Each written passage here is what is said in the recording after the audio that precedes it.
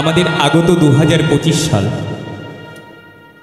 বিভিন্ন ধরনের ভবিষ্যৎ বক্তারা তারা বললেন 2025 সাল তেমন ভালো যাবে না।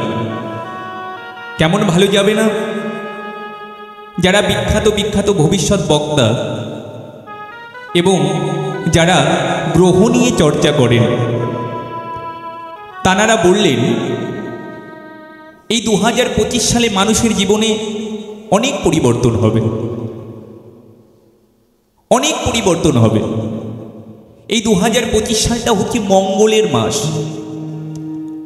মঙ্গলের মাস। 2025 সালটা হচ্ছে মঙ্গলের মাস। মঙ্গলের রং কি? মঙ্গলের রং হচ্ছে লাল। এই লাল রংটাকে আমরা কি বলি? বিপদ সংকেত। তো এই 2025 সাল হচ্ছে মঙ্গলের বছর, আর মঙ্গলের রং হচ্ছে লাল। লাল মানে বিপদ। তো প্রত্যেকটা মানুষের কিন্তু জীবনে অনেক বাধা বিঘ্ন আসতে চলেছে। তো কেমন দেখুন মা, রাখে হরি মারে কে, আর মারে হরি রাখে কে। হরি যদি রক্ষা করে কেউ তাকে মারতে পারে না। তো আমরা যদি হরির চরণ আশ্রয় করে এই 2025 সালটা আমাদের শুরু করি, আশা করি গোবিন্দের কৃপায় আমাদের কোনো ক্ষতি হবে না, হতে পারে না। কেননা যেখানে কৃষ্ণ নাম, যেখানে হরি নাম হয়, সেই জায়গাটা পবিত্র হয়ে যায়, সেই জায়গাটা মধুর বৃন্দাবন হয়ে যায়।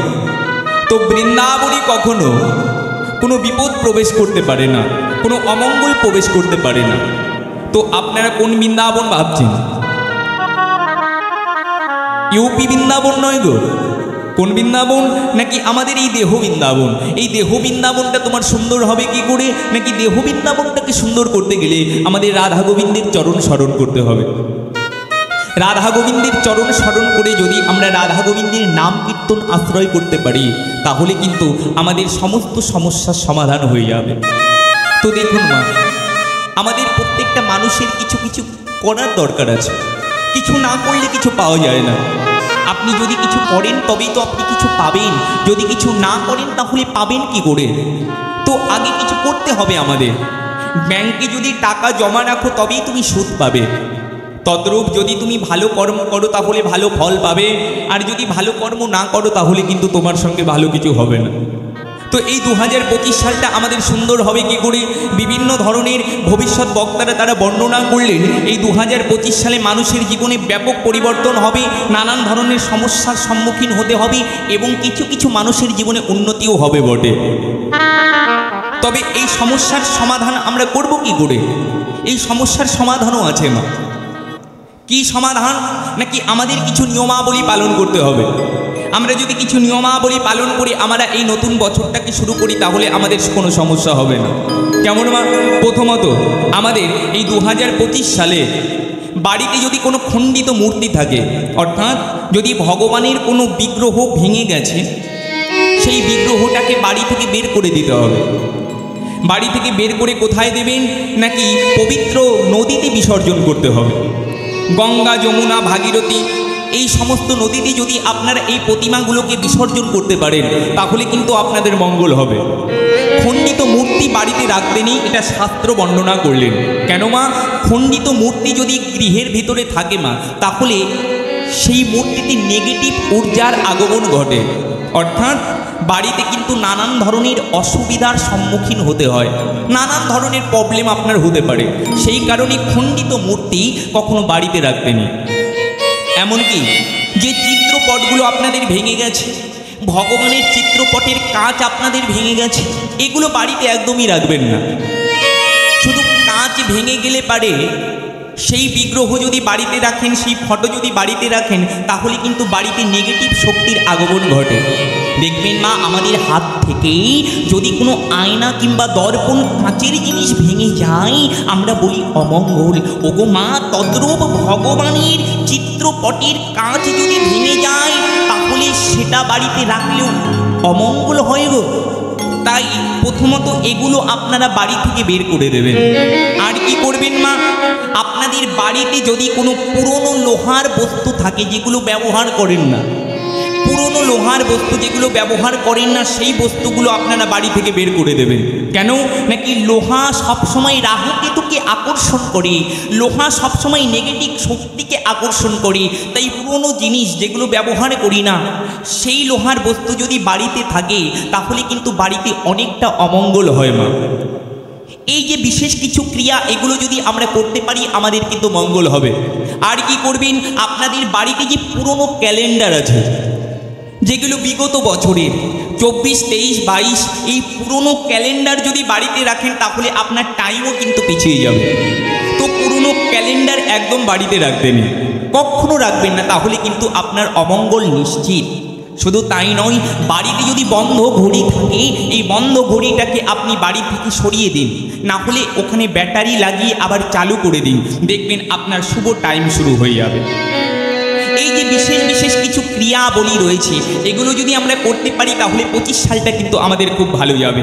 না হলে কিন্তু 25 সাল কিন্তু আমাদের ভালো যাবে না। পৃথিবীতে অনেক পরিবর্তন দেখা যাবে, যুদ্ধ বাড়তে পারে, ভূমিকম্প হতে পারে, বন্যা হতে পারে, রোগ ব্যাধি হতে পারে, হানাহানি হতে পারে, রাজনৈতিক পরিবর্তন হতে পারে, সঙ্গে সঙ্গে কিন্তু আমাদের জীবনটাও প্রভাবিত হবে না। তো এই সমস্ত জিনিস থেকে আমরা মুক্তি পেতে গেলে আমাদের এই সৎ কর্মগুলো করতে হবে। যদি এগুলো আমরা ঠিক করে করতে পারি তাহলে আমাদের কোনো সমস্যা হবে না। ওমা 2025 সালে পড়েই 2025 সালে গমন করেই আপনারা কি করবেন, আপনার ভালো বন্ধু, ভালো বান্ধবী যার সঙ্গে আপনার খুব ভালো সুসম্পর্ক আছে সেই ব্যক্তিকে বলবেন আপনি একটা পার্স তাকে কিনে দিতে, যেটাকে মানি ব্যাগ বলে। আপনার বান্ধবী হতে পারে, বন্ধু হতে পারে, প্রিয়জন হতে পারে, সেই ব্যক্তিকে যদি বলতে পারো তুই আমাকে একটা মানি ব্যাগ গিফট কর, অর্থাৎ কিনে দে। তবে কী রঙের নেবেন মা? কালো রঙের একদম নেবেন না, লাল রঙের একদম নেবেন না। এই দুটো রং বাদ দিয়ে যদি আপনি মানি ব্যাগ নিতে পারেন কারোর কাছ থেকে উপহার স্বরূপ, আমি আপনাদের গ্যারান্টি দিলাম এই 1 বছর আপনাদের অর্থ কষ্ট জীবনে হবে না।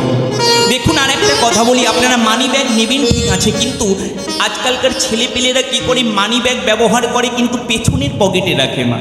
পেছনের পকেটে যদি কোনো ব্যক্তি মানি ব্যাগ রাখে তাহলে তার কোনোদিন উন্নতি হবে না, তার পকেটে কোনোদিন পয়সা থাকবে না। কেন?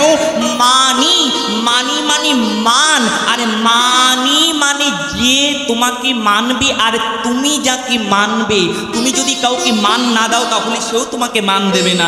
মানি মানে মা লক্ষ্মী, এই মা লক্ষ্মীকে যদি তুমি পেছনের পকেটে রাখো মা লক্ষ্মী কোনোদিন তোমার প্রতি প্রসন্ন হবেন না। কেন? মা লক্ষ্মী বড় চঞ্চলা। এই মা লক্ষ্মীকে অচলা করতে গেলে, মানি ব্যাগে টাকা রাখতে গেলে, মানি ব্যাগে পয়সা রাখতে গেলে সবসময় প্যান্টের পকেটের সামনে রাখতে হবে। যে সামনের পকেটগুলো হয় এই সামনের পকেটে মানি ব্যাগটা রাখবেন, তবেই কিন্তু আপনার পয়সা কড়ি ঠিকঠাক থাকবে। না হলে কিন্তু আপনি ইনকাম করবেন কিন্তু সেটা স্থির থাকবে না, চলে যাবে, নষ্ট হয়ে যাবে, নানান কারণে খরচা হয়ে যাবে। আর একটা কথা বলি, এই মানি ব্যাগের ভিতরে যখন আপনারা টাকা রাখবেন তখন অন্য কোনো ফালতু কাগজ এখানে রাখবেন না। যদি অন্য কোনো ফালতু কাগজ ওই মানি ব্যাগের কিংবা পার্সের ভিতরে রাখেন তাহলে কিন্তু আপনার অর্থ কখনো দাঁড়াবে না, চলে যাবে, যাবেই যাবে, আপনারা মিলিয়ে নেবেন। এটা গেল 1 নম্বরের। 2 নম্বরের কি করবেন, এই 2025 সালে আপনারা কি করবেন মা, আপনার প্রিয়জনের কাছ থেকে একটা সাদা রঙের জামা গিফট নেবেন। একটা সাদা রঙের জামা যদি গিফট নিতে পারেন, উপহারে নিতে পারেন, আপনার জীবনে কোনোদিন কোনো অশান্তি হবে না, আপনার জীবনে কোনোদিন কোনো সমস্যা হবে না। কেন মা? সাদা হচ্ছে শান্তির প্রতীক গো।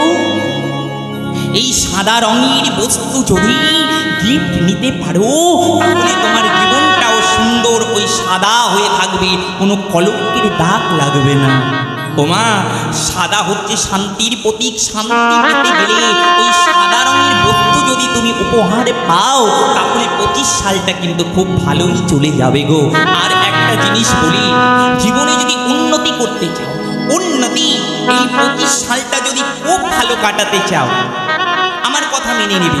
এই 2025 সালটা যদি খুব ভালো কাটাতে চাও, মায়েরা বাবারা সকলে মিলে শুনুন, এই কাজটি অবশ্যই করবেন। যার টাইম একদম ভালো চলছে না, আমার মুখের কথা নয়, এটা জ্যোতিষ পুরাণ বলছে। কি বলছি? যার টাইম একদম ভালো চলছে না, সেই ব্যক্তি যদি তার প্রিয় মানুষের কাছ থেকে, অর্থাৎ যেই হতে পারে না কেন, মা হোক, বাবা হোক, বন্ধু হোক, বান্ধব হোক, আর ভালোবাসার মানুষ হলে সব থেকে বেশি ভালো হয়। যে সমস্ত ছেলে মেয়েদের প্রেমে গণ্ডগোল হচ্ছে, ব্রেকআপ হয়ে যাচ্ছে, বারে বারে টালমাটাল হচ্ছে সম্পর্ক, তাদের জন্য একটা কথা বলি। এই 2025 সালে পা দিয়েই যদি আপনার গার্লফ্রেন্ড কিংবা বয়ফ্রেন্ড কিংবা বাবাদেরও অনেক সময় ভালোবাসার মানুষ থাকে, কিংবা মায়েদেরও থাকে, তো তারা যদি ওই ভালোবাসার মানুষের কাছ থেকে একটা ঘড়ি গিফট নিতে পারে, একটা ঘড়ি গিফট নিয়ে সেই ঘড়িটা যখন তোমাকে দেবে, সেই ঘড়িটা সঙ্গে সঙ্গে তোমার বন্ধ করে দিতে হবে, সঙ্গে সঙ্গে বন্ধ করে দিতে হবে। সঙ্গে সঙ্গে বন্ধ করে যদি দাও, ওই ঘড়িটা নিয়ে তোমাদের সম্পর্কও কিন্তু ওখানে স্থির থাকবে, তোমাদের সম্পর্কটাও কিন্তু ওখানে স্থির হয়ে যাবে। আর ছাড়াছাড়ি হবে না, কাটাকাটি হবে না, ব্রেকআপ হবে না। কিছুক্ষণের জন্য বন্ধ করে তারপরে চালু করে দেবে। তবে এই ঘড়িটা তখনই নেবে তার কাছ থেকে যদি সম্পর্কটা ভালো থাকে। আর ধরুন সম্পর্কটা ভালো নিয়ে একটু ঝগড়া বিবাদ চলছে, তখন আপনাকে গিফট করলো, তাহলে কিন্তু কাজ হবে না। তো সম্পর্কটা ভালো আছে সেই সময় যদি আপনি এই ঘড়িটা উপহার নেন, তাহলে কিন্তু আপনার টাইম সুন্দর হবে, আপনার কিন্তু ভাগ্য পরিবর্তন হবে। 2025 সাল আপনার সঙ্গ দেবে, না হলে কিন্তু আপনার তেমন কোনো সুফল হবে না। এই 2025 সালে আপনারা কি করবেন? মা সর্বপ্রথম ঘুম থেকে উঠে আমার একটা কথা মেনে নিন। সর্বপ্রথম ঘুম থেকে উঠে পুরুষ জাতির মানুষ যারা, তারা বিছানা থেকে সর্বপ্রথম ডান পাটা মাটিতে রাখবেন। এই ডান পাটা মাটিতে রেখেই বসমাতাকে প্রণাম করবেন। বসমাতাকে প্রণাম করে নিজের হাতটা দর্শন করবেন। নিজের হাতটা দর্শন করে আপনারা বীজ মন্ত্র জপ করবেন, অর্থাৎ যে যে মন্ত্রে দীক্ষা নিয়েছেন সেই বীজ মন্ত্র জপ করে আপনারা ভগবানের চরণে প্রণাম করে, গুরুজনকে প্রণাম করে, তুলসী বৃক্ষকে 4 বার পরিক্রমা করে যদি ওই মাতা তুলসীর কাছে আপনার মনের ইচ্ছা বলতে পারেন, 42 দিনের ভেতরে আপনার মনোবাসনা পূর্ণ হয়ে যাবে গোবিন্দের কৃপা। হবেই হবে। এটা গেল পুরুষ জাতি। এবার মায়েরা কি করবেন? কোনো মায়েরা সকালবেলায় ঘুম থেকে উঠেই সর্বপ্রথম বা পাটা আগে মাটিতে রাখতে হয়। শুনে নাও মা, যদি কোনো নারী ঘুম থেকে উঠে সর্বপ্রথম ডান পা আগে মাটিতে ফেলে, তাহলে সেই নারীর পতির কোনোদিন উন্নতি হয় না, হবেই না। এটা আমার কথা নয়, এটা শাস্ত্র বর্ণনা করছে। কোন শাস্ত্র মা? এটা সমুদ্র শাস্ত্র বর্ণনা করছে। কি? যদি ঘুম থেকে উঠে কোনো নারী সর্বপ্রথম ডান পা মাটিতে ফেলে, তাহলে সেই নারীর সংসারে কোনোদিন উন্নতি হয় না। তাহলে কি করবেন? মায়েরা সর্বপ্রথম বাম পাটা মাটিতে রাখবেন। বাম পাটা মাটিতে রেখে বাম নয়ন দিয়ে স্বামীকে দর্শন করবেন। কেমন করে? ডান হাতটা ডান নয়নে দিয়ে বাম নয়নে স্বামীর দিকে তাকাবেন। যদি বাম নয়নে স্বামীর দিকে তাকাতে পারেন, আপনার স্বামীর পরমায়ু বৃদ্ধি হয়ে যাবে, আপনার স্বামীর মঙ্গল হবে, আপনার শীতের সিঁদুর অক্ষয় হবে মা। এমনি করে বাম পাটা মাটিতে দিয়ে যদি আপনারা ভগবানের নাম করতে করতে ওই ভগবানকে দর্শন করে যদি তুলসী মাতাকে 4 বার পরিক্রমা করে যদি মনের ইচ্ছা আপনারা মায়ের কাছে বলতে পারেন, 42 দিনের ভেতরে আপনাদেরও মনোবাসনা পূর্ণ হয়ে যাবে। ওগো মা, আমরা কেন এত জ্বালায় ভুগি? নাকি আমরা ঠিক মতো আমাদের নিয়মাবলীগুলো পালন করতে পারি না? এই কর্মগুলো যদি আমরা ঠিকঠাক করে করতে পারি, আমাদের জীবনে কোনো সমস্যাই আসবে না, আমাদের জীবনটা সুন্দরভাবে কেটে যাবে। এবার কি করবেন? সকালবেলায় ঘুম থেকে উঠে এই কর্মটা করবার পরে যদি আপনাদের ঘর, অর্থাৎ আপনারা যে ঘরেই থাকুন না কেন, আপনি ফ্ল্যাটে আছেন, আপনি বাসা বাড়িতে আছেন, আপনি মাটির ঘরে আছেন, তাতে কোনো দুঃখ নেই। কী করবেন? 1 বালতি জল নেবেন। 1 বালতি জল নিয়ে তার ভিতরে একটু সন্দক লবণ অর্পণ করবেন, আর একটু কর্পূর দিয়ে যদি আপনার ঘরটা ভালো করে পোছা লাগিয়ে দিতে পারেন, আপনার বাড়ি থেকে সমস্ত নেগেটিভ ঊর্জা দূরীভূত হয়ে যাবে মা। এটা গেল আপনার ঘর পরিষ্কার করা। 2 নম্বর হচ্ছে কি করবেন, যখন স্নান করতে যাবেন ওই স্নানের জলের ভেতরে একটু লবণ অর্পণ করবেন, সন্ধক লবণ আর একটু কালো তিল। যদি গঙ্গা গঙ্গা বলে খালি পায়ে পূর্ব দিকে মুখ করে স্নান করতে পারেন, তাহলে এই 25 সালে আপনার বল বৃদ্ধি প্রাপ্তি হবে এবং আপনার সুখ শান্তি প্রাপ্তি হবে, আপনার ভাগ্য পরিবর্তন হবে, হবেই হবে। এই কর্মগুলো আমাদের করতে হবে মা। ও মা, সংসার সুখী হয় রমণীর গুণে।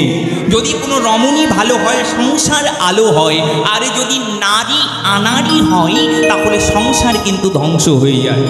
ও মা, একটা সংসারের মা যদি ভালো হয় সে সবাইকে নিয়ে চলতে পারে, আর একটা মা যদি ভালো না হয় তাহলে নিজের শাশুড়ি শ্বশুরকেও তিনি ভাত দেয় না, ভাত দেয় না মা। তাহলে কি করতে হবে, আমাদের মায়েদের কিছু কর্ম আছে, এগুলো নারী চরিত্র বলছে। নারী চরিত্র কি বলছে, নাকি মায়েদের কিছু কর্ম আছে সংসারের জন্য, স্বামীর জন্য, পুত্রের জন্য, কন্যার জন্য, সবার জন্য। কেন? মা মা মাটি, মা খাঁটি, অর্থাৎ একটা মা যদি খাঁটি হয় তার সন্তান কিন্তু ভালো হয় না।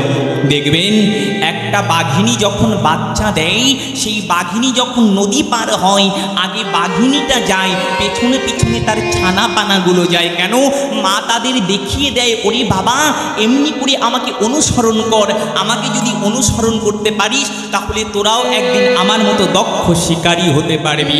তো মা হচ্ছে বাড়ির কর্ত্রী, মা হচ্ছে বাড়ির গৃহিণী, মা হচ্ছে বাড়ির হেডমাস্টার। তাই মা যদি সন্তানকে ভালো শিক্ষাটা দিতে পারে তাহলে ওই সন্তানের সুকর্মে কিন্তু মা বাবার মঙ্গল হয়, মা বাবার কিন্তু উন্নতি হয়, মা বাবার জনম ধন্য হয়। তাই মা, আপনারা সকালবেলায় ঘুম থেকে উঠে আপনার সন্তানকেও বলবেন, বাবা ওরে বাবা শোন শোন শোন, ঘুম থেকে উঠে সর্বপ্রথম আগে ভগবানকে প্রণাম করিস, আগে ভগবানকে প্রণাম করিস। যদি আপনার ঘরের ছেলেটাকে বলতে পারো, বাবা সকালবেলায় ঘুম থেকে উঠে ভগবানকে প্রণাম করে ওই স্নান করে তুলসী গাছের গোড়ায় 1 ঘটি জল দিস। যদি আপনার ছেলেকে শিক্ষা দিতে পারেন, ওরে বাবা বাড়িতে যদি গুরুজন আসে তাদের প্রণাম করবি, তাদের শ্রদ্ধা করবি, তাদের ভক্তি করবি। যদি আপনার ছেলেটাকে বলতে পারেন, বাবা সন্ধ্যাবেলায় একটু গীতা পাঠ করবি, দেখবেন সেই সন্তান কিন্তু বড় হয়ে মানুষের মতো মানুষ হবে। সেই সন্তানকে দেখে আপনার গর্ব হবে। এমন সন্তানটাকে তৈরি করবেন না যে সন্তানের জন্য আপনি মুখ দেখাতে পারবেন না, যে সন্তানের জন্য আপনার লজ্জিত হতে হবে, যে সন্তানের জন্য আপনার কলঙ্কিত হতে হবে। ওমা, সন্তান কাকে বলে? যে সন্তানের জন্য মাতা পিতার শান্তি আসে তাকেই সন্তান বলে। ওমা, আজকালকার দিনের সন্তানেরা মা বাবাকে মানে না। শুধু সন্তানের দোষ নয়, এখানে মায়েদের দোষ অনেকটা। কেন মা? আজকালকার দিনের মায়েরা পেটে সন্তান নিয়ে তারা ফেসবুক আর টিকটক আর রিলস বানাতে ব্যস্ত। যে মা পেটে সন্তান নিয়ে ফেসবুক চালায়, বলুন সেই সন্তান জন্ম নিয়ে মোবাইল খুঁজবে না তো গীতা খুঁজবে? কেন? মা তো পেটে সন্তান নিয়ে গীতা কোনোদিন পড়েনি। মা শাস্ত্র বর্ণনা করছে, মা গর্ভে সন্তান ধারণ করে যে কর্ম করে সন্তান জন্ম নিয়ে সেই কর্ম করে। তাই মা যদি পেটে সন্তান নিয়ে ভালো কর্ম করে গো, পেটের সন্তান কিন্তু জন্ম নিয়ে ভালো কর্ম করে। মা যদি কৃষ্ণ ভক্ত হয়, সন্তান কৃষ্ণ ভক্ত হয়। ওই হিরণ্যকশিপুরের পত্নী তিনি গর্ভে সন্তান নিয়ে নারদ মুনির কাছ থেকে হরি কথা কৃষ্ণ কথা শ্রবণ করেছিলেন। তাই তো তার গর্ভের সন্তান প্রহ্লাদ হরি ভক্ত হল। অসুরী কুলে জন্ম নিয়ে তবু বলে কৃষ্ণ কথা, সে অসুর হয়ে কৃষ্ণ নাম নিয়ে বেড়াই নগরে নগরে, বেড়াই নগরে নগরে।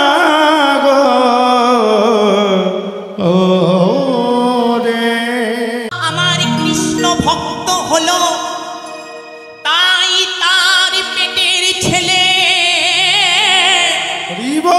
কৃষ্ণ ভক্ত হলো।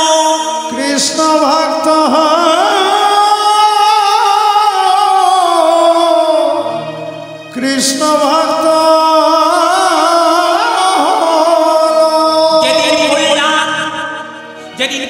প্রহ্লাদ আমার জন্ম নিল, ওই প্রহ্লাদকে কোলে নিল। যেদিন প্রহ্লাদ জন্ম নিল, ওই প্রহ্লাদকে কোলে নিয়ে বলছে, বল বাবা বল বল, একবার কৃষ্ণ বল, একবার হরি বল। নিজের সন্তানকে কোলে নিয়ে কানে মধুর কৃষ্ণ নাম শোনানি।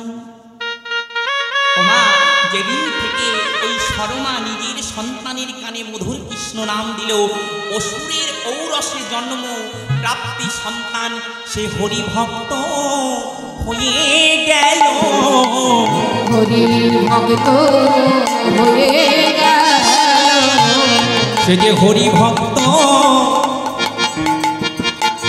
হয়ে গেল, হরি ভক্ত হয়ে গেল। ওগো কৃষ্ণ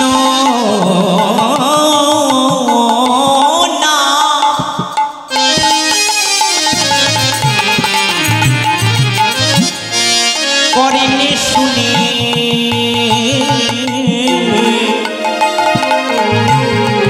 সে যে হরি ভক্ত হয়ে গেল, সে যে কৃষ্ণ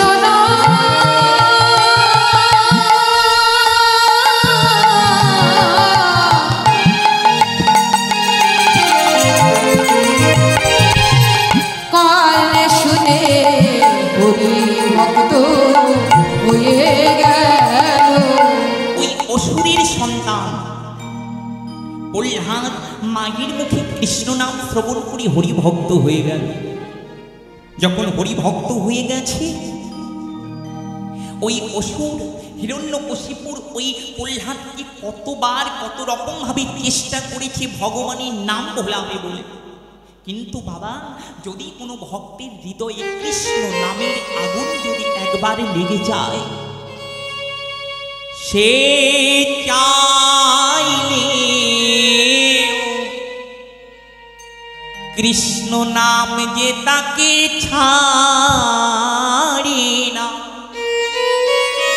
যদি কোনো ভক্ত একবার কৃষ্ণকে ভালোবেসে ফেলে, সে কৃষ্ণকে ছাড়তে চাইলেও কৃষ্ণ তাকে ছাড়ে না। কেন?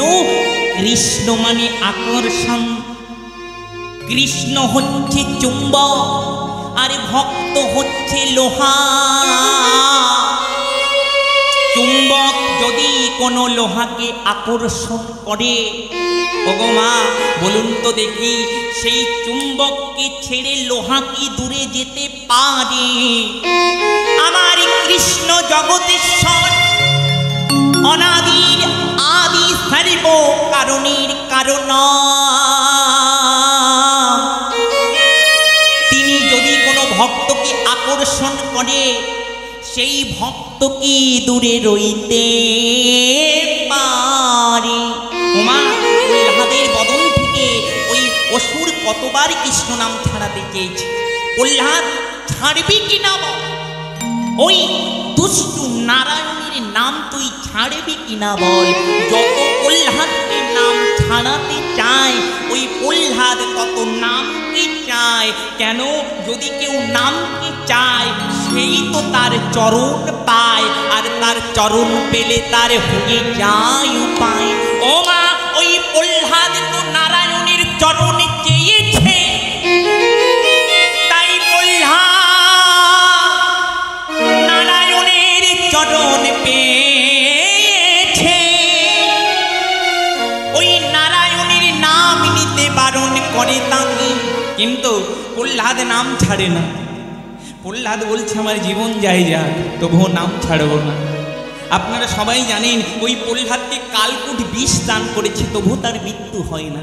কেন? ওই যে রাখে হরি মারে কে? হরি যদি কাউকে কোলে করে, কেউ কি তাকে মারতে পারে? ওই যম তো, ওই মৃত্যু তো স্বয়ং আমার হরির চরণের দাস। মৃত্যু তিনি হরির চরণের দাস, আর ভক্ত হচ্ছে ভগবানের নয়নের মণি। বলুন তো দেখি, তাই ওই কাল কি কোনো ভক্তকে মারতে পারে? বিষে কিছু হলো না, কি করলো? ওই হিরণ্যকশিপুর নিজের সন্তানকে মারবে বলে শুধু হরিকে ভালোবাসে বলে কি করেছে?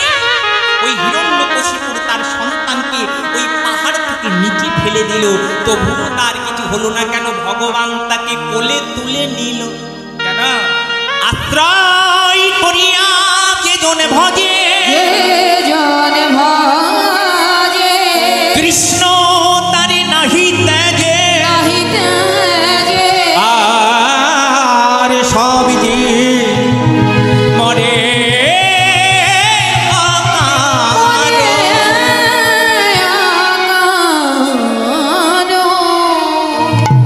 আশ্রয় করিয়া যে জন ভজে, কৃষ্ণ তারে নাহি ত্যাজে, আর সব জীব মরে অকারণ। তাই কেউ যদি আশ্রয় করে, ভগবান তাকে রক্ষা করে, ভগবান তাকে কোলে তুলে নিল। ওই প্রহ্লাদ বলে, হে নারায়ণ,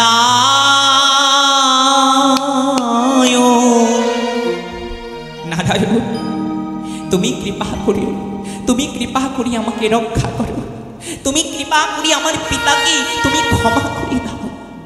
যখন প্রহ্লাদের মৃত্যু হলো না, হিরণ্যকশিপুর প্রধান্বিত হয়ে ওই প্রহ্লাদকে টানতে টানতে কারাগারে নিক্ষেপ করল, কিন্তু তবুও তার কিছু হলো না। তাকে পাষাণ চাপা দিল, তবুও তার মৃত্যু হলো না। কত কিছুই না করলো, তার মৃত্যু হলো না।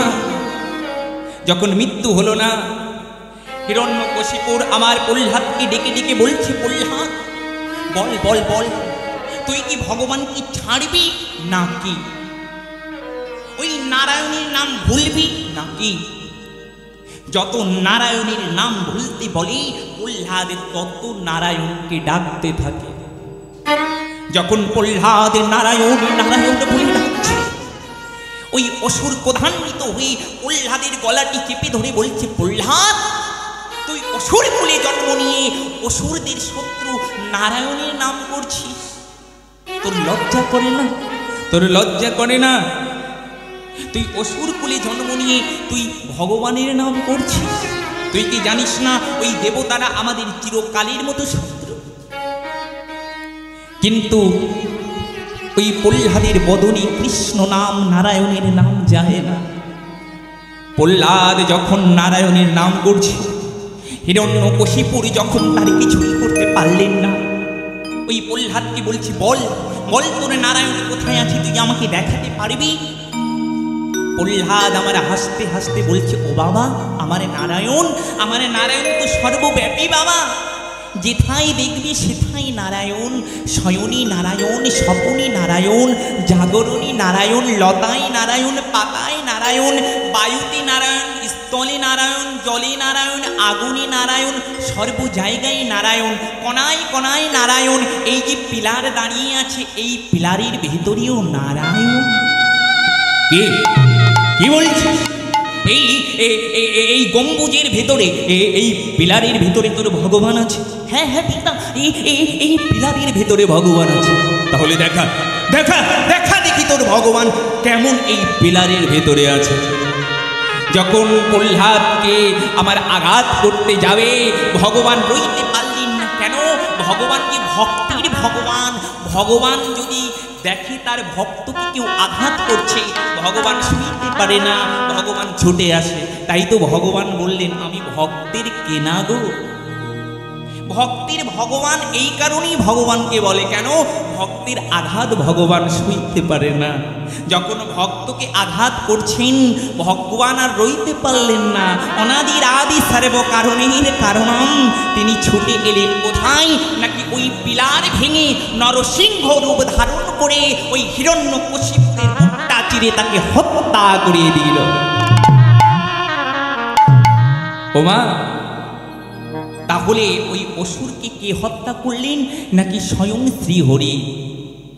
এই স্বয়ং শ্রীহরিটা কেন এলেন? তার পুত্রের জন্য এলো।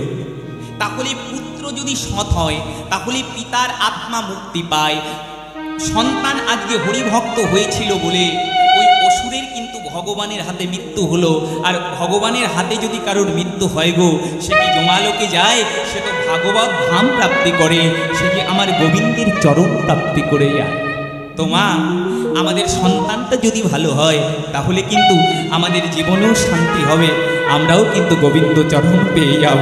নিতাই গৌর হরি বল হরি বল হরি বল হরি বল হরি বল।